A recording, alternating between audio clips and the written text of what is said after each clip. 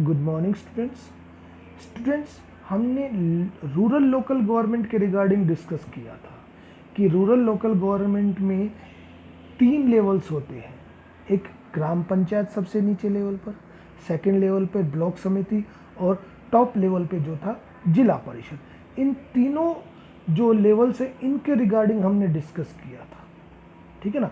तो जो ये तीनों तरह की गवर्नमेंट है, किस तरह से ये काम करती हैं, किस तरह से ये इनका कंपोजिशन होता है, कौन कौन इसके मेंबर्स होते हैं, इन सभी के रिगार्डिंग हमने डिस्कस किया था, ठीक है। तो ध्यान रखिएगा कि रूरल लोकल गवर्नमेंट जो होती है वो 3 टाइप्स की होती है, यानी कि 3 लेवल्स उसके होते हैं। एक पंचायत जो गांव में होती है, ब्लॉक समिति या पंचायत समिति जो एक ब्लॉक में होती है, ब्लॉक जनरली अराउंड 100 विलेजेस से मिलकर एक ब्लॉक बनता है, और एक डिस्ट्रिक्ट जिसमें कि आप कह सकते हैं कि ऐसे काफ़ी ब्लॉक्स जो होते हैं, लगभग 100 ब्लॉक्स तो नहीं कह सकते, उससे कम ब्लॉक से मिलकर डिस्ट्रिक्ट बनता है। डिस्ट्रिक्ट के बारे में तो आप सभी जानते भी हैं, ठीक है। तो आप तो अभी पहले ये पता कीजिएगा, अगर आप विलेजेस में रहे तो आपका ब्लॉक क्या है, तो क्योंकि आप में से काफ़ी बच्चे ऐसे होते हैं जिन्हें अपने ब्लॉक के बारे में नहीं मालूम।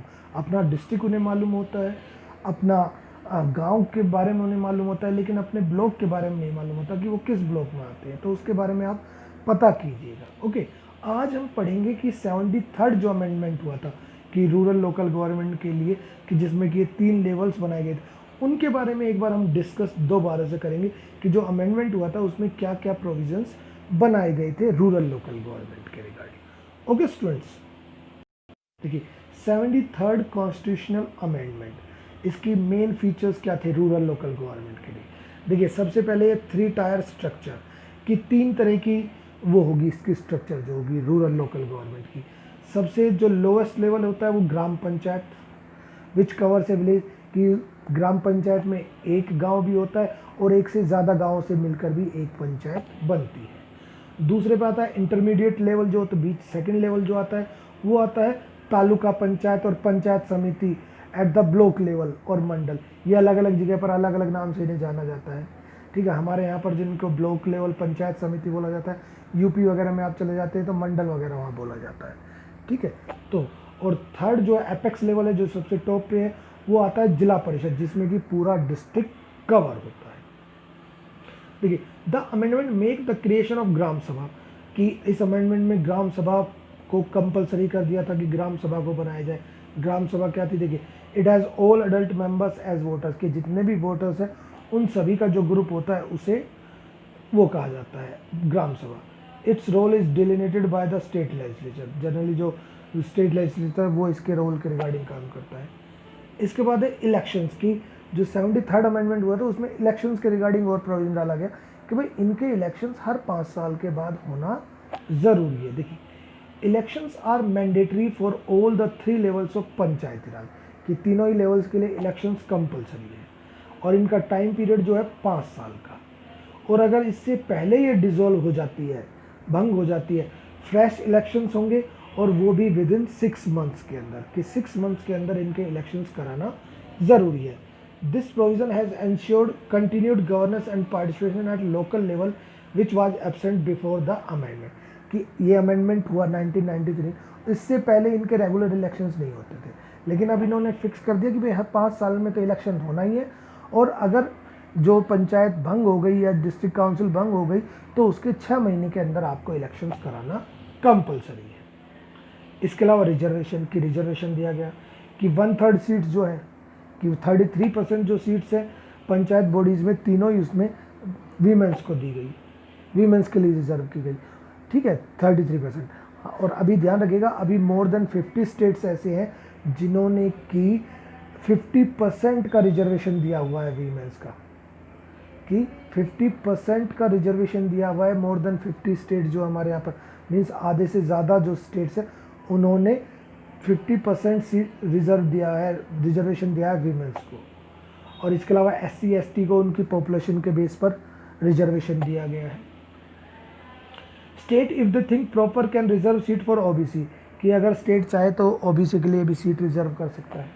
The provision of reservation can apply to chairperson at all the 3 levels. अब जो रिजर्वेशन दिया गया ये सिर्फ मेंबर्स के लिए नहीं, बल्कि उनका जो पंच बनता है, हेड बनता है, उसके लिए भी ये रिजर्व है seats. Reservation for women is provided both in general category, और जो वीमेंस को रिजर्वेशन दिया गया है ये सभी तरह की वीमेंस को है, ये नहीं केवल SC ST कैटेगरी की, नहीं, जनरल जो कैटेगरी की वीमेंस है उनके लिए भी रिजर्वेशन लागू किया गया है। It has enhance Dalit and women empowerment, इससे जो हमारी वीकर सेक्शंस की वीमेंस है वो एम्पावर करती हैं, और इसके अलावा वीमेन एम्पावर होता है, ठीक है। इसके बाद है ट्रांसफ़र ऑफ सब्जेक्ट्स, कि ट्रांसफ़र ऑफ सब्जेक्ट आपको ध्यान होगा, आपने union list, state list, concurrent list के बारे में पढ़ा था। तो स्टेट लिस्ट में से 29 सब्जेक्ट जो है वो लोकल गवर्नमेंट को दे दिए गए। देखिए 29 subjects of state list have been including in the 11th schedule of the Indian Constitution and have been transferred to panchayat raj, कि पंचायती राज बॉडीज़ को 29 सब्जेक्ट जो स्टेट लिस्ट के थे वो पंचायती राज बॉडीज़ को दे दिए गए। These are linked to development, अब इनमें कौन कौन से हैं, वो लोकल लेवल को जो डेवलप करने के रिगार्डिंग जो सब्जेक्ट्स है वो, according to article 243 powers authority and responsibility of panchayat. The legislature of a state में by law and the panchayat with such powers and authority, की पंचायत को स्टेट ने कुछ अथॉरिटीज़ दी है with respect to the matter listed in the 11th schedule में इन्होंने शामिल किया है। आप ऊपर की तरफ देखेंगे तो ये इसमें शामिल किए गए ये सब्जेक्ट जो है लोकल गवर्नमेंट को दिए गए हैं, जो 29 subject, agriculture, minor irrigation, small scale industries, rural housing, drinking water, यानी कि जो भी हमने उनमें फंक्शंस पढ़े थे ना वो सभी इसमें आते हैं। इसके बाद है पावर्स टू आदिवासी, कि कुछ देखो हरियाणा में तो अगर बात करें यहाँ आदिवासी नहीं है, लेकिन कुछ स्टेट्स में है आदिवासी, वहाँ पर उन आदिवासी को कुछ स्पेशल पावर्स दी गई है। इन 1996 इस separate act enacted empowerment of adivasi, की आदिवासी को एम्पावर करने के लिए 1996 में एक अमेंडमेंट किया गया। These communities have their own traditional customs, कि जो कम्युनिटीज़ इनके अपने रीति रिवाज होते हैं, अपने रिसोर्सेज हैं इनका मैनेजमेंट के। This act give right to Adivasi to protect their resource, तो इसमें आदिवासी को ये अधिकार दिया गया कि वो अपने रिसोर्स को प्रोटेक्ट कर सकते हैं। For this reason more powers have been given to gram sabha, तो ग्राम सभा को और ज़्यादा पावर्स दी गई है, और विलेज पंचायत जो है आदिवासी एरियाज़ उनको ज़्यादा पावर्स दी गई है, ठीक है।